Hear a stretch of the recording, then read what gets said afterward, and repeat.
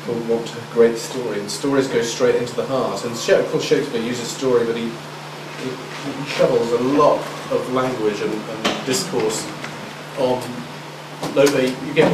You get more plot bangs for your buck with Lope. That's nice of you. Should we open up to a couple of chats then? I'm sure that they are. First of all, thank you very much for making yourself so accessible to us. You're really very lucky having put on a great show. Thank you. I'm sort of interested in the scenic design. Yeah.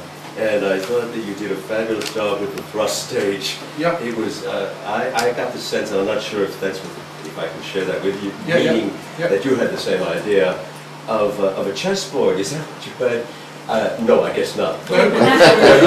It looked like a king and queen, first of all, there at the head of a chessboard. The way they just stood up straight, and then there's the board, you know. Oh, I see. And then it was further, for me at least. No, I certainly, that's a very interesting point. I didn't think chessboard, but there is something to do with chessboard, because chessboards are symmetrical, formal.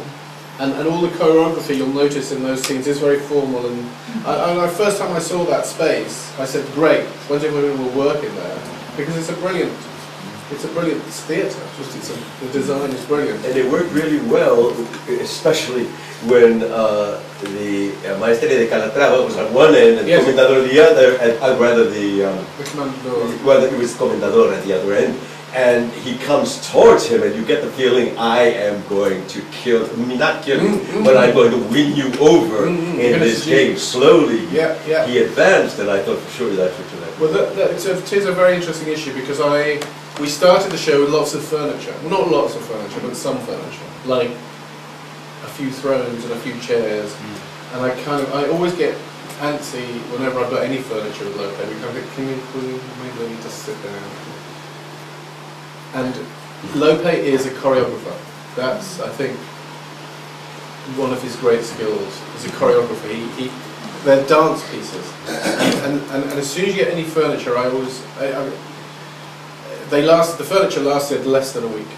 And we did the scenes once, and I said, cut, you short, go, chairs away, go.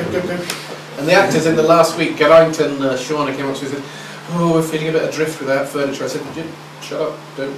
And it's like, you don't need furniture. It really gets in the way. You can now, again, like in El Perro de Laterano, she says, set out the chairs. And so you get the kind of the chairs that are set out there. And then you can see, it's a courtship game, and it works. So I'm not saying furniture doesn't work for Lope, but I'm always very sceptical. If he says it's furniture, then you think, maybe.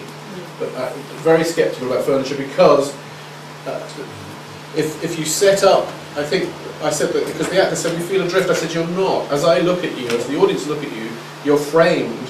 You've got your ladies in waiting, you've got your gentlemen in waiting, and they frame you, and you're the centre of this picture, and you're strong and held in the middle. And there's something. The stage frames too. They have places to sit. It's like they're on the banks of. So there are places to sit. Oh yeah, there's places to sit. So but I think it reinforced for me that they're campaigning monarchs. Yes. They're not at repose. They're very good. Too, very good. That's definitely what I said to them right from the beginning. Is that Ferdinand and Isabel are busy, and they're hard working. Every single scene that they have is exactly the same. They come on with a problem that they're dealing with, and then an even bigger problem comes that they have to deal with, and that's what happens every scene. That's their rhythm. And I said that's who you are. You're a hard working king and queen. And that helped, the fact that they haven't got time to sit down. So there's no sedentary image of them at all. They're always in motion. They're always, and I just love. I don't know if I think another great jump cut. See, these are the things that you can't always see on the page, necessarily in a kind of literary way. But it's something that I'm always looking out for with Lope is these cuts, the way he jump cuts between scenes, and this especially. He knows. I think Lope knows that, like a good chef, that. If you can find a way of mixing sweet and sour, if you can find a way of having extreme opposites of flavour next to each other, then it's a great stimulating meal. Well, you can't. Some of the cuts that Lope does in this one are extraordinary. And one of my favourite ones, I think probably the best one, is there's a revolution going on. There's people hungering. There's women who you've seen and loved being witty and lovely and kind, saying, "I want to drink the commander's blood," and you've seen all that fighting and shouting and screaming, and they go off, and on comes Ferdinand and Isabel, and the language is wonderful. You know, I'm not talking about my translation, I'm about the lope. The way, you know, the language has been the great long line full of big jumps and twists and pulsating beats, and then it's incredibly regular, and everyone has a regular. It's completely symmetrical, so everyone has an ottava. It's just completely balanced and harmonised, and that's where I got the choreography from. That's where I get the choreography from. I just look at the script. And you look at how he lays the language out, which verse form he's using, and whether he breaks the verse form up and shares a line between lots of characters, or you know, all the many devices that you can do with verse, or you look at the incredible form. And I love that. You know, there's revolution, madness, chaos, smoke. It disappears in a second, and then you bring on, and that's the important thing under staging, I hope, is it has to be that slick so that you really present people with these contrasts. So from chaos and anarchy and murder, you've got these white-robed, symmetrical, reasonable, intelligent people walking on. You think, thank God. Because we can't live in anarchy and chaos and murder and hell. We can't. It happens. It's part of existence. But and when they walk off, I don't know about you. I love them walking off. Just all these white backs and they're going out symmetrically. You think, oh, there is some sensible, thoughtful, rational order in this world. Thank God. Yep. Tell us about how you work with the language in Spanish and in English, what your translation process is like. Because you were just talking about... Oh, you're not going to point out lots of inaccuracy though. Oh, heavens. No, I was going to quote some of your lines back at you. I'm being paranoid. I'm being paranoid. Go. But, I mean, how do you do that in your process? Because you say you start with the basic moral and ethical issue. Yeah. So do you get at that in Spanish? Do you get at that through a literal translation? And how do you articulate that? All kinds of different, a big range of, a smorgasbord of ways in. I don't know if any of you know Jack Sage, who was the former professor of Hispanic. He taught me. Did he? Well, you know. In Texas, yeah. Oh, you know Jack. Oh, yeah, both of us. Well, right. Jack, I've worked with Jack. He's a bit poorly at the moment. He's Yeah, not I well. understand. Yeah.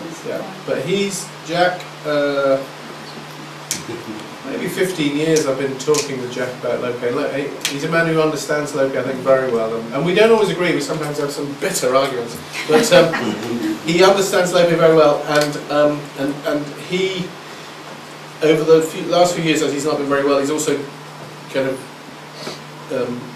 given me one of his PhD students who's rather brilliant. And so I always talk with them in great depth about the plays, about the meaning, and then they draw, and then we talk for a long time about because Jack's obsession, which is quite a totally justified obsession, is that in the examination of the verse form, you can discover, it gives you so much information, and it's very interesting because my job is like, in a way, it's like Braille. You're reading a script, and you're looking through a script for clues. You know, what does the author mean? What's the world of this play? How does it work? Because a play is a machine. You know, it's a three-dimensional thing that travels through time. It's not there's a famous phrase that it's to remember that a playwright is a play W-R-I-G-H-T, not a play W-R-I-T-E.